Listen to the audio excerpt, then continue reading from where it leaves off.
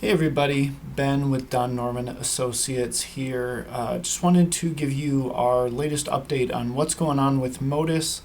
Been offline for a couple of days doing some other work, but there's actually started to be some progress, which is pretty exciting. And so I want to start off by just giving you some good news. First of all, before I even get to that, thank you to everybody who's been reporting bugs on motusbugs.com. We're still getting the feel of how we're going to use that tool, but definitely have really appreciated the feedback. It's really helped us as we're interacting with FMCSA, showing them different bugs that we're finding and starting to see some progress. So let's first cover that.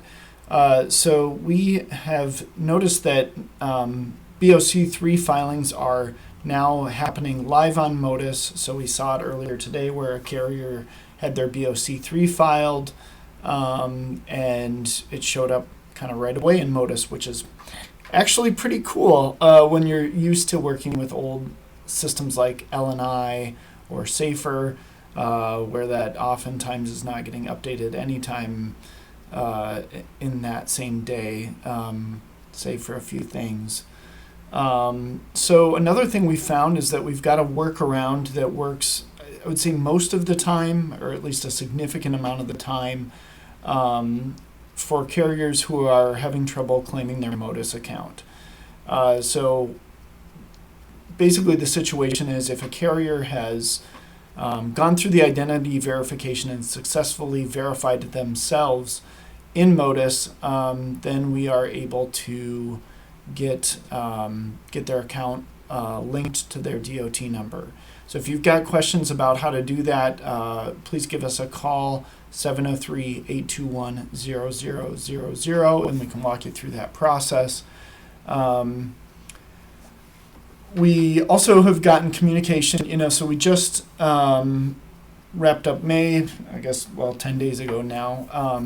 There's a big question about what was going to happen with carriers that had their biennial updates due in May and weren't able to get those done because they took down the old portal system. Although the old portal system, at least last time we checked, was still operational but not functional. So I would not recommend going in there to change anything, but it was still running last time we checked, which was a couple days ago. So we got communication from FMCSA that if you've got a biennial update that's due and because there's issues with MOTUS, if you missed your May biennial update and you're still trying to get that done, FMCSA is not going to be making carriers active from what we've been communicated from the FMCSA.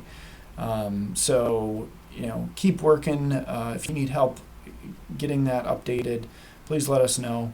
But we're seeing that you're not going to get deactivated due to that.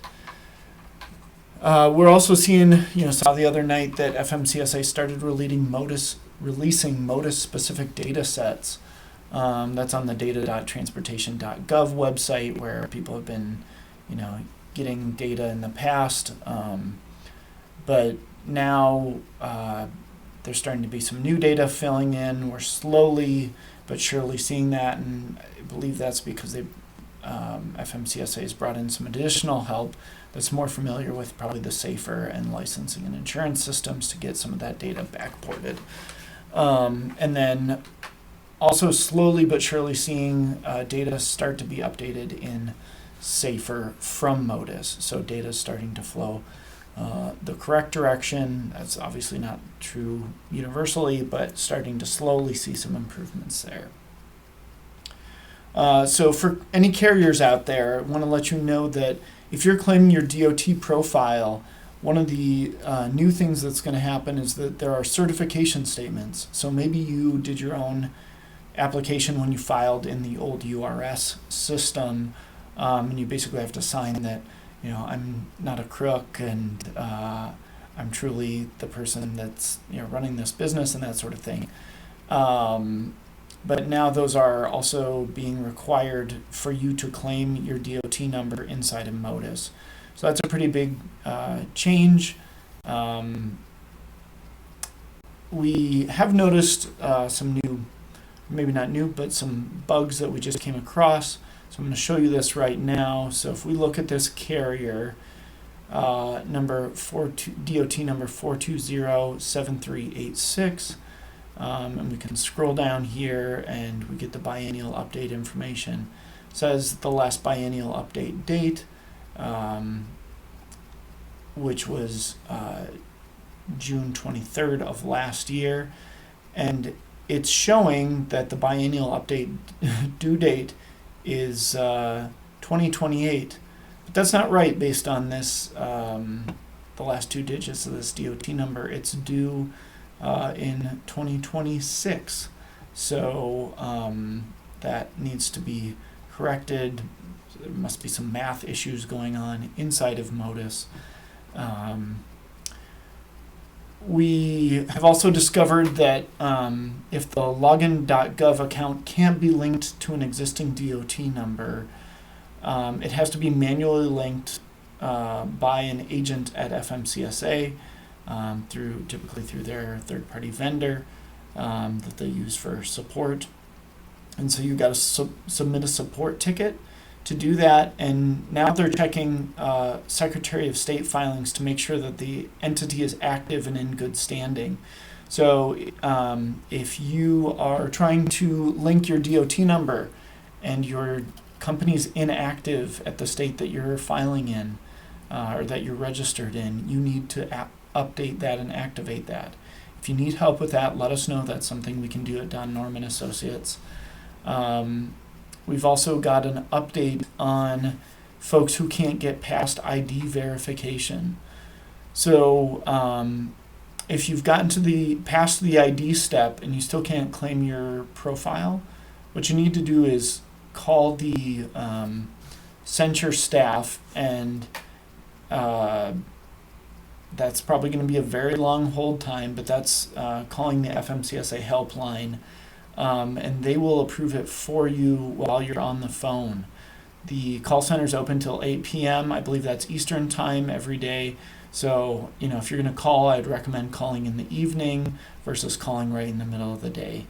The carrier also has to be the one submitting there's a support ticket that you have to submit, and